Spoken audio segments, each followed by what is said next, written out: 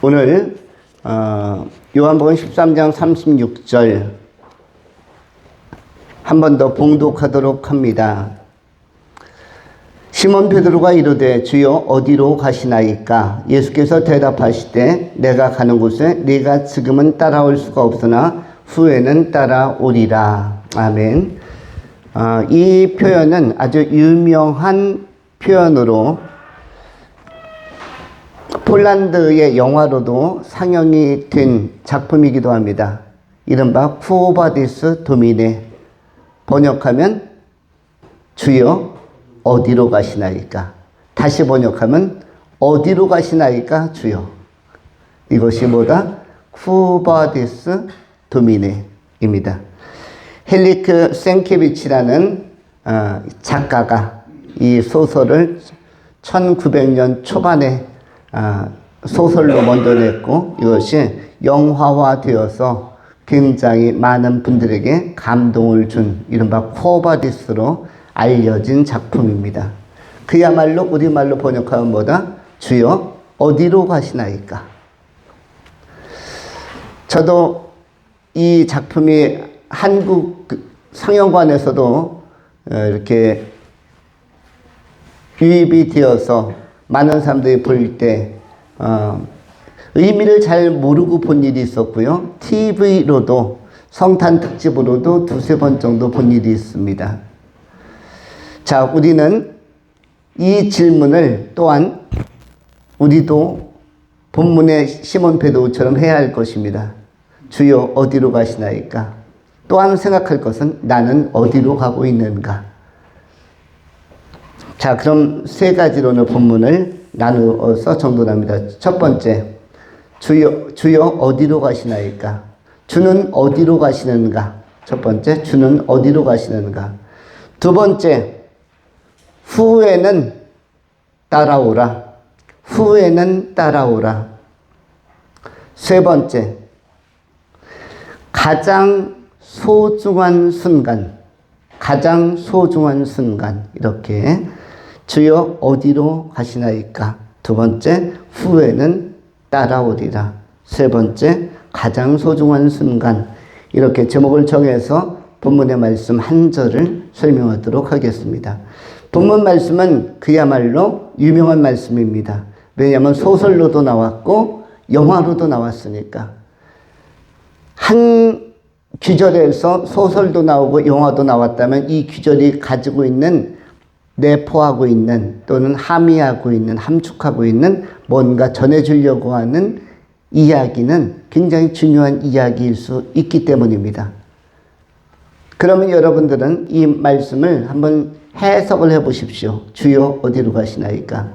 제가 읽어드릴 테니까 듣고 해석하십시오. 직독직해. 시몬 베드로가 이르되 주여 어디로 가시나이까? 예수께서 대답하시되 내가 가는 곳에 네가 지금은 따라올 수가 없으나 후에는 따라오리라. 지금 질문하고 있는 첫 번째 주체는 시몬 베드로입니다. 시몬 베드로가 이르되 주여, 예수여 어디로 가시나이까? 어디로 가시나이까? 이 어디로 가시나이까? 라는 질문은 왜 했냐면 33절에, 그 앞에 있는 33절에 작은 자들아 내가 아직 잠시 너희와 함께 있겠노라. 너희가 나를 찾을 것이나 일찍이 내가 유대인들에게 너희는 내가 가는 곳에 올 수 없다고 말한 것과 같이 지금 너희에게도 이르노라. 너희는 내가 가는 곳에 올 수 없다 라는 이 말을 딱 듣는 순간 베드로가 주여 어디로 가시나이까? 왜 나는 올 수 없다고 하는 것입니까? 라고 이렇게 질문하는 것입니다. 이른바 Quo Vadis Domine, 주여 어디로 가시나이까? 여기에서 먼저 33절에 나오는 예수님이 생각하는 작은 자들은 누구인가 하면 이 소자들, 작은 자들은 우리가 분석을 했습니다만 테크니온이라는 단어입니다. 헬라어 테크니온, 테크니아인데 소자들아, 작은 자들아, 아직 가능성은 있으나 기초가 약한 자들아 라는 뜻입니다. 많은 보호와 많은 훈련과 많은 과정이 필요한 자들아.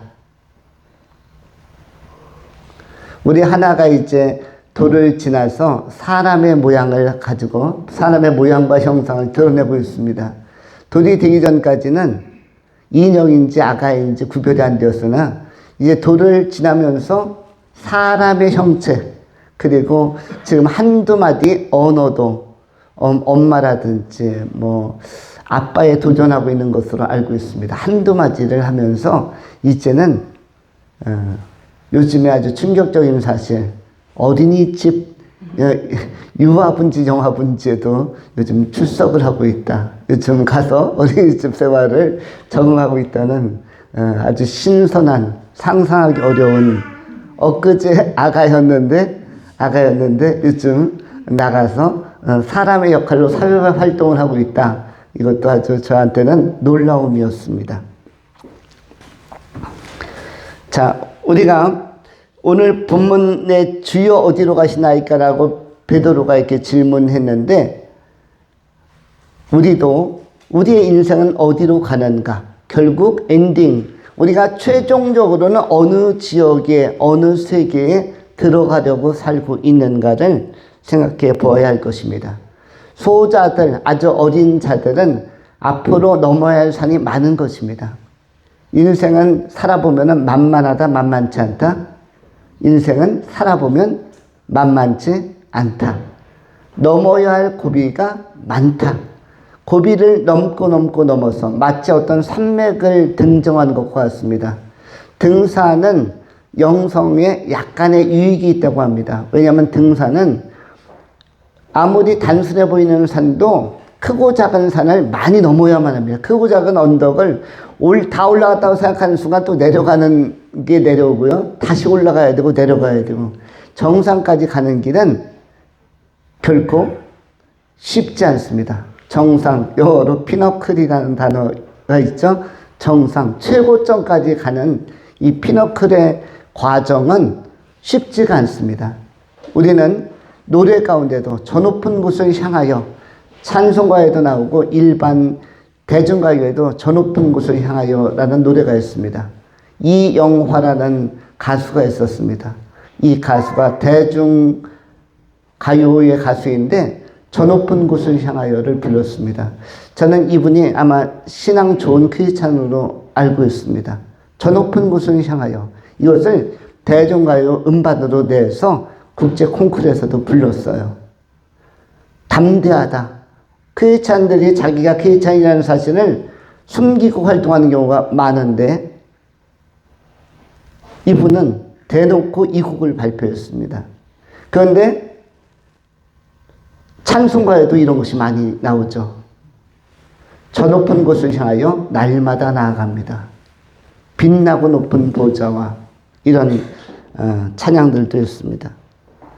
우리가 저 높은 곳에 이르기까지, 하나님의 나라 보좌 앞에 이르기까지, 이 소자들, 기초는 있으나 많이 보호를 받아야 되는 사람들이 얼마나 많은 인생 훈련을 통해서 하나님 나라까지, 천국까지 들어가는가. 이 과정은 결코 만만한 것은 아닙니다. 그래서 어린 나무가 심겨지면 옆에 지지대가 꼭 필요한 것처럼, 저도 이번 주에 며칠 동안 나무 몇 그루를 장흥과 저 광적과 송주 지역에 가서 사다가 심었습니다.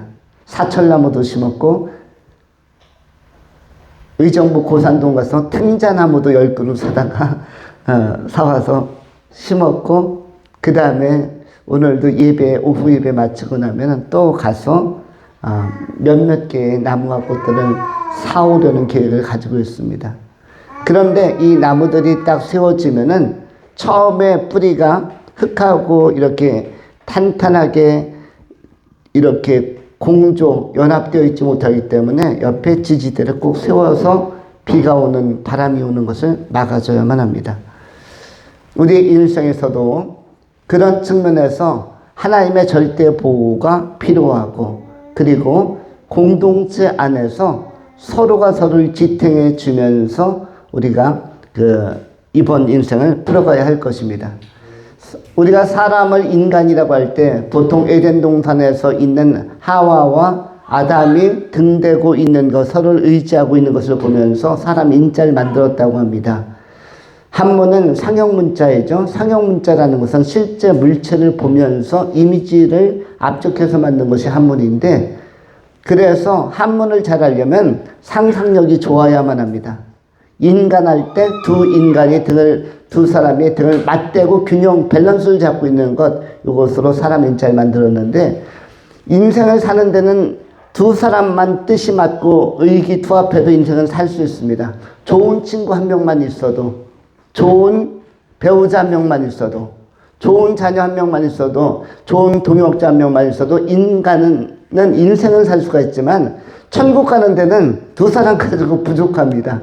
그래서 교회 공동체가 꼭 필요한 것입니다. 천국은 한두 사람의 지지목 가지고는 내가 밸런스와 균형 잡기 어려워요. 여러 사람들이, 여러 믿음의 지체들이 같이 나를 붙들어줘야만 영적인 어려움과 곤경과 사단마귀의 공격도 넘어서서 천국까지 들어갈 수가 있는 것입니다. 예수님도 그래서 12 제자의 공동체를 만드신 것입니다. 오늘 본문에 나오는 것을 답부터 이야기한다면, 베드로가 36절에서 주여 어디로 가시나이까라고 물었을 때 예수께서 대답하시되 내가 가는 곳에 요것에 밑줄을 치시고 이 내가 가는 곳에는 해석하셔야만 합니다. 내가 가는 곳에, 여기가 어디일까? 내가 가는 곳에 요것을 해석하셔야 하는데, 네가 지금은 올 수가 없으나, 지금은 따라올 수 없으나 나중에는 따라오리라. 먼저 이것을 이야기하면은, 지금 베드로의 추정은 어디로 가는 것일까를 추정했습니다. 로마로 가는 것이다 라는 추정. 그런데 본문에서의 그 답은 뭐죠? 갈보리 언덕으로, 십자가 지는 자리로. 십자가는 지금 네가 질 수 없는 것이기 때문에, 그래서 십자가 지는 그 갈보리 산으로, 골고다 언덕으로가 첫 번째 답이고요. 두 번째는 무엇입니까? 두 번째는, 더 이야기한다면 두 번째는, 예수님은 갈보리 산에서 십자가에 못 박혀 죽으시고 어디에 3일 동안 가 계셨습니까? 예수님은 3일 동안 어디 가 계셨습니까? 일반적으로는 무덤이라고 되어져 있죠. 그런데 무덤에 되어져 있는데, 베드로의 또 다른 증언에 의하면, 베드로 전후서를 공부하다 보면, 읽다 보면 거기에 옥에 내려가서도 복음을 전파하기 위하여 내려갔다는 표현들이 있습니다. 서신서들을 읽다 보면 베드로가 옥에 있는 영들에게도 복음을 전하려고, 그들을 해방하시려고, 이 말은 3일간은 지옥에 들어가 계셨다라는 것을 의미하는 것입니다. 거기서 옥은 무엇입니까? 지옥 옥자입니다. 지옥에 누가 있길래 예수님께서 처형당하고 나서 그 영혼이 운명하고 떠나서 분명히 하나님 나라에 간 것은 아니고 중간 상태에 떠도는 것도 아닌데 어디에 가셨을까? 지옥에 누가 있길래? 지옥에 모든 아담 이후의 모든 인간들이 영적으로 사망해서 지옥에 빠져있기 때문에 옥에 들어가신 것입니다. 옥에 들어가서 그들을 살릴 자들을 살려내는 일을 하시는 것이죠. 그리고 이 옥의 옥문을 깨뜨리시고 3일 만에 부활하시면서 올라오시는 것입니다. 지옥에 누가 들어가 있었다고요? 모든 인류와 여러분들이 들어가 있었던 겁니다. 저도 들어가 있었고. 영적인 사망, 아담과 하와의 선악을 알게 한 나무의 열매를 먹고 나서의 영적 사망으로 말미암아 인류는, 모든 인간이 다 영원히 형벌받을 수 있는 자리에 처해 있었고, 거기에는 저도 포함되어 있고 여러분도 포함되어 있었는데, 여기 들어가서 여러분을 살리기 위해서 부활하시면서 옥문을 깨뜨리시는 것입니다. 그리고 믿는 자들을 같이 끌고 나오시는 것이죠. 이것이 어디에도 잘 기록되어져 있습니까? 구약 성경 스가랴서에도 잘 기록되어져 있습니다. 스가랴서에는 어떻게 기록되어져 있습니까? 이는 불에서 건져낸 그슬린 나무가 아니냐. 사단이 대제사장 여호수아를 막 정죄하려고 할 때, 판단하려고 할 때, 그때 주께서 꾸짖습니다. 사단아, 이는 불에서 거슬린 나무가 아니냐. 불에서 꺼낸 나무가 아니냐. 거슬린 나무가 아니냐. 불에서 꺼냈다는 건 누가 꺼냈다는 것입니까? 막 불타고 있는 장작, 그게 여러분 인간인데 그 인간을 누가 불속까지 들어가서 꺼냈다는 뜻입니다. 꺼냈다. 이거는 뭘 비유하고 있는 것이냐면 지옥불에 타고 있는 인간을 예수께서 들어오셔서 꺼냈다는 것을 의미합니다. 옥문을 깨뜨리고 꺼내셨다. 이 놀라운 것들이 이미 구약 성경에 예언이 되어져 있고 그를 통해서 예수님의 죽으심과 부활이 이미 예언되어 있고 또 소개되고 있는 것입니다.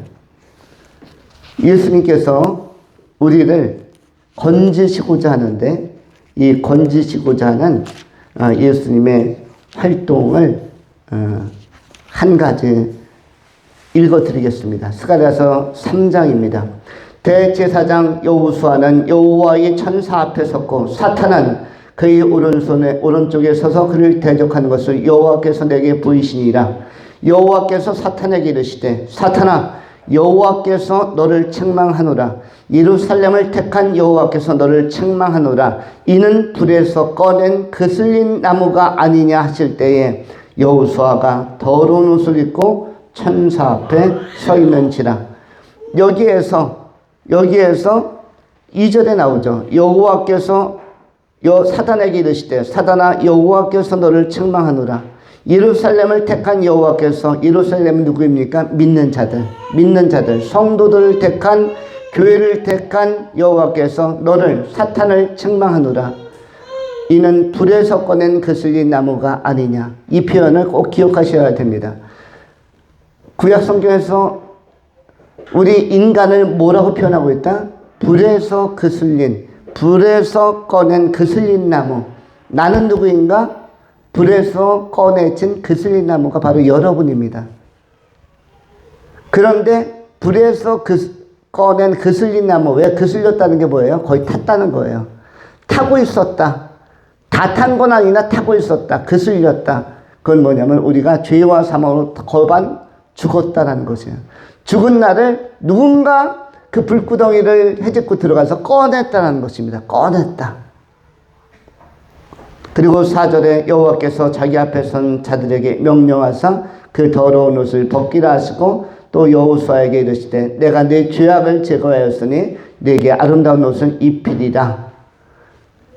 내가 말하되 정결한 관을 그의 머리에 씌우소서 하며 곧 정결한 관을 그 머리에 씌우며 옷을 입히고 여호와의 천사는 곁에 섰더라. 이것이 스가랴서 3장 1절로 5절에 나타난 구원에 관한 복음의 예언적인 말씀입니다. 우리는 죄와 사망 가운데 인간이 예쁘게 태어나고 순전하게 태어난 것 같지만 영적으로는, 존재론적으로는 이미 사망의 심판에 빠져 있는 상태입니다. 그래서 지옥은 누가 가냐면은 아무 변화 없는 사람이 가는 것입니다.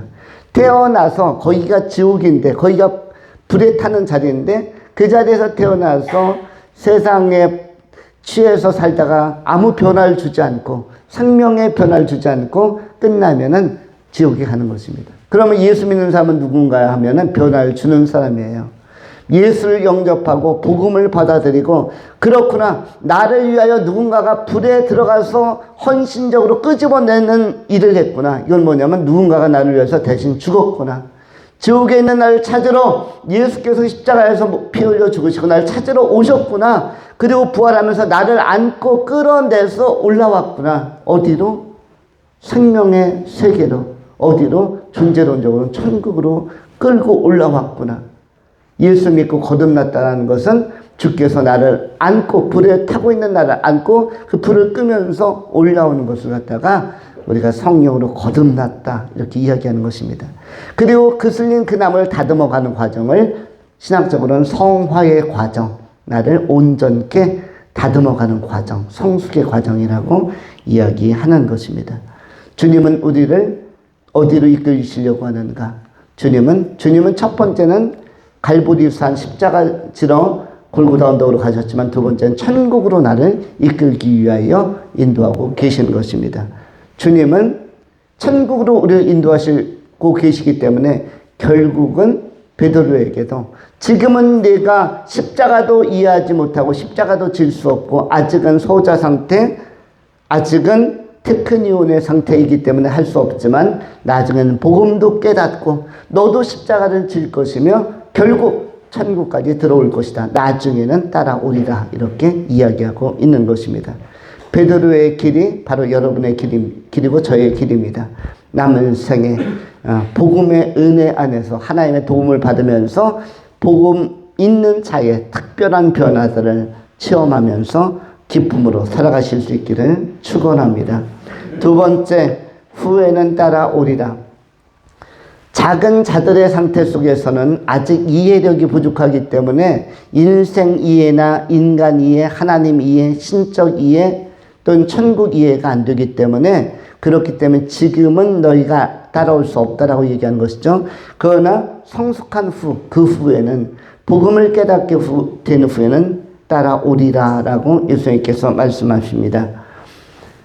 예수를 믿고 생명의 변화가 와서 새 생명 안에서 거듭난 우리가 이제 천국 그 나라를 향해서 갑니다. 그런데 사람들이 천국을 다 가고 싶어 하지만 이 세상 떠나서 지옥 가고 싶은 사람은 아무도 없겠죠. 좋은 세상 갔으면 좋겠는데, 그런데 왜 좋은 세상 가려면 다들 교회를 나와야 되는데 교회를 못 나오는 이유가 뭐죠? 거기에는 거기에는 고난이 있기 때문입니다. 그래서 이런 표현이 있죠. No cross, no crown. 번역하면 뭐죠? No cross, no crown. 십자가 지는 고난, 역경, 연단, 훈련 없이는 no crown. 영광의 면류관, 크라운, 영광의 면류관은 없다라는 것입니다.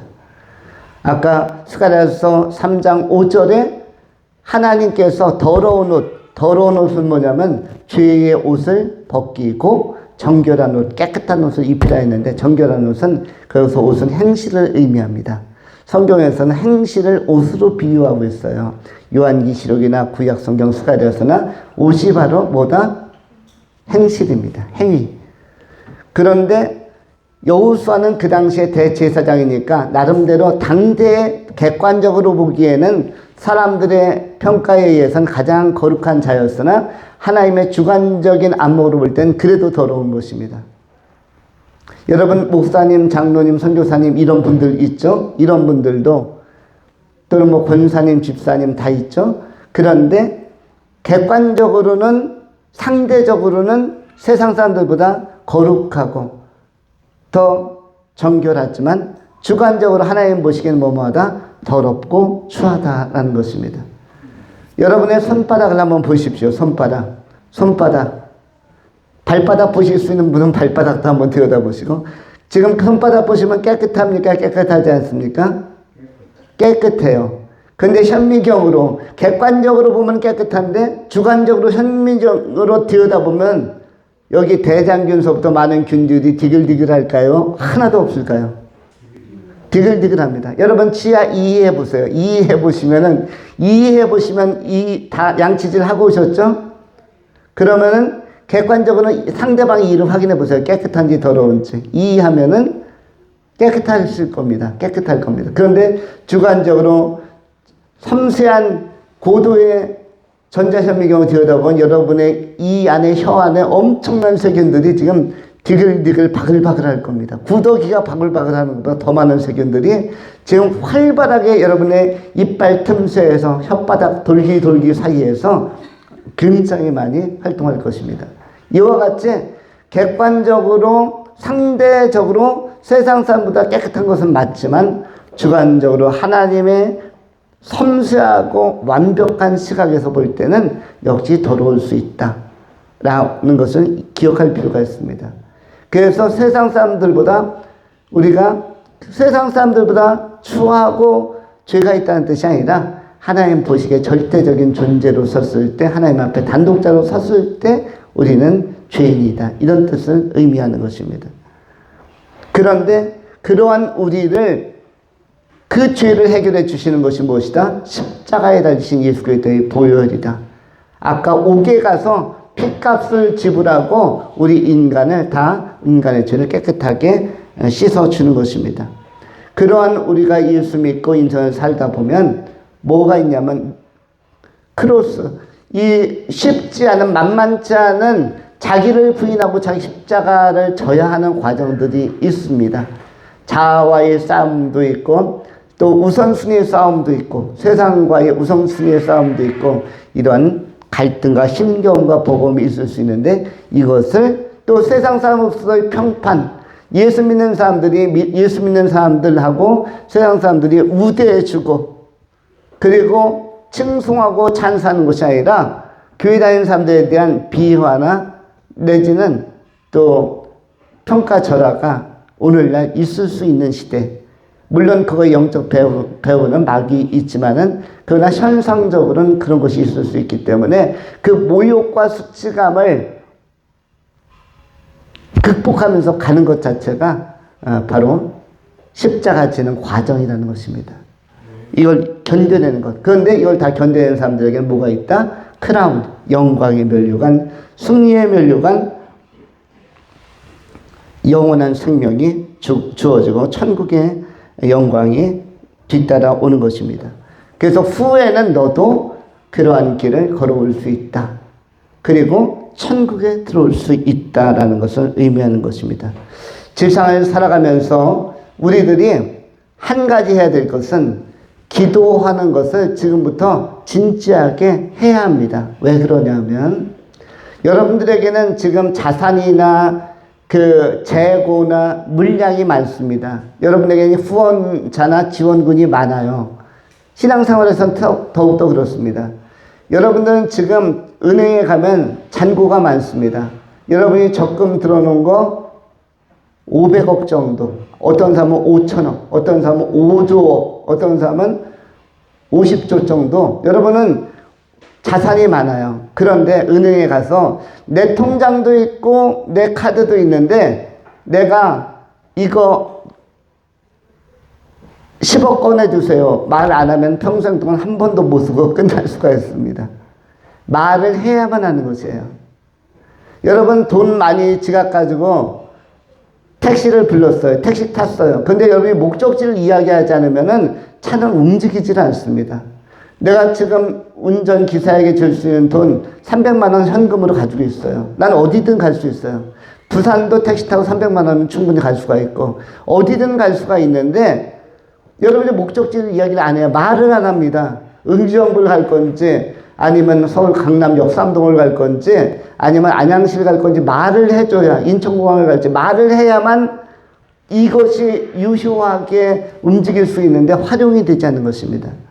우리가 영적으로 기도하지 않는 것은 하나님 앞에서 받은 가능성과 잠재력과 이 보고가 너무나 많은데 재산도 많고 적금도 많고 풍성한 잠재적인 물량이 많은데 전혀 기도하지 않으니까 하나님 입장에서 뭘 어디에다 사인을 해주고 어디에다가 인출을 허락해 줄지 여러분들이 꺼내 쓰는 게 너무 적은 것입니다. 그래서 우리가 기도하지 않으면 이 풍성한 존재임에도 불구하고 삶이 버거울 수밖에 없는 것입니다. 그래서 모든 크리스찬들은 기도하라. 여러분 자신의 삶을 위해서도 기도하고 가정을 위해서도 기도하고 민족을 위해서도 국가를 위해서도 기도하고 여러분의 향후 세대 미래의 후손들을 위해서도 기도하라. 지금은 우리가 기도하면서 우리 안에 있는 권세를 꼭 사용해서 이 크로스의 과정들, 연단의 과정들을 유연하게 넘어갈 수 있는 동력과 이런 활력을 반드시 공급받고 활용해야 할 것입니다. 그러한 것을 잘 활용하면서 천국까지 다 들어가는, 유연하게 힘있게 들어가는, 넉넉히 이겨가는 귀한 성도님들이 되실 수 있기를 축원합니다. 마지막 세 번째로 가장 소중한 것. 여러분 가장 소중한 시간이었습니다. 여러분 입학식, 유치원이든 초등학교든 입학식, 그 다음에 뭐가 또 중요하죠? 예식 중에 졸업식. 시즌마다 2월 정도 되면 1, 2월 졸업식. 그리고 또 뭐가 있습니까? 청년들은 때가 되면 또 무슨 식이 있어요? 결혼식. 또 인생을 살다 보면 나이가 들면은 뭐 그 이후에도 크고 작은 많은 예식들이 있습니다. 그리고 또 인생을 살다 보면 또 회갑연을 하는 분들도 있고 이런 연애나 특별한 시간이 있어요. 그런데 그 모든 것을 다 포함해서 가장 영광스러운 것은 뭐다?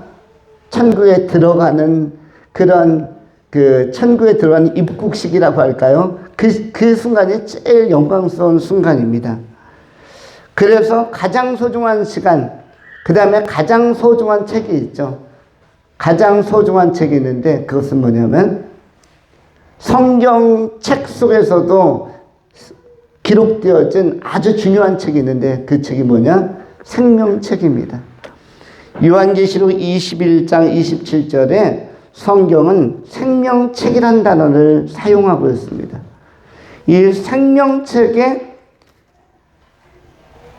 기록된 자들이 오직 어린 양의 생명책에 기록된 자들이 어디에 들어올 수 있다? 천국에 들어올 수 있다. 또한 다니엘서 12장 1절에 성경은 또 하나의 책, 구원 받는 자들이 기록되어진 책에 대해서 다니엘서 12장에서 또 소개하고 있습니다. 12장 1절의 성경이 이렇게 기록되어져 있습니다. 그때 네 민족을 호위하는 큰 군주 미가엘이 일어날 것이요 또 환란이 있으리니 이는 개국 이래로 그때까지 없던 환란일 것이며 그때 네 백성 중 책에 기록된 모든 자가 구원을 받을 것이니라. 책에 기록된 모든 자가 구원을 받을 것이니라. 이 책이 어떤 책입니까? 생명책입니다. 이 생명책에 여러분의 이름이 꼭 기록이 되어 있어야만 합니다. 여러분의 이름이 가장 명예롭게 빛나는 순간은 어떤 지상에서 상장이나 졸업장이나 이러한 표창장 받는 시간이 아니라 그 표창장에 이름 적힌 게 아니라 천국 들어가는 그 생명책에 여러분이 기록된 것이 가장 영광스럽고 가장 영예스러운 최고의 명예와 가치를 갖는 그런 기록과 책이라는 것, 또 시간이라는 것을 기억해야 할 것입니다. 여러분의 이름은 어디에 기록되어야 된다? 생명책에 기록되어 있어야 한다. 그것이야말로 여러분의 대관식이고 어린 양의 혼인잔치가 이루어지는 진정한 결혼식이고 그리고 진정으로 여러분의 표창을 받는 상급을 받는 영광스러운 자리입니다. 우리는 빛나는 이 순간을 위하여 가장 소중한 순간을 위하여 남은 생에 믿음 가지고 계속적으로 정진하면서 또 예배를 통해서 힘을 얻고 살아가는 그런 멋진 승리자들이 다 되실 수 있기를 축원합니다. 기도하겠습니다. 할렐루야. 자비하신 하나님 감사합니다. 평강과 영광의